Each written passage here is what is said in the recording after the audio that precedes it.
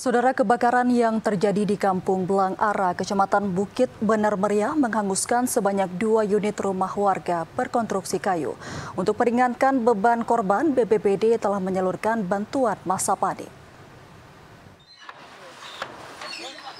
Peristiwa memilukan kembali terjadi di Kabupaten Bener Meriah, tepatnya di Kampung Belang Ara, Kecamatan Bukit. Kebakaran terjadi pada Kamis pukul 17 waktu Indonesia Barat lalu yang menghanguskan 2 unit rumah warga berkonstruksi kayu dan 4 bangunan lainnya ikut terkena imbas akibat insiden ini. Beruntung tidak ada korban jiwa akibat peristiwa tersebut, namun kerugian ditaksir mencapai ratusan juta rupiah.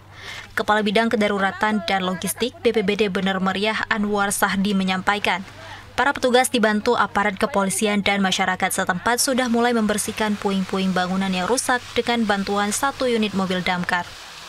Ini BPBD Bener Meriah bersama Dinas Sosial dan pemerintah daerah menyerahkan bantuan masa panik untuk masyarakat korban.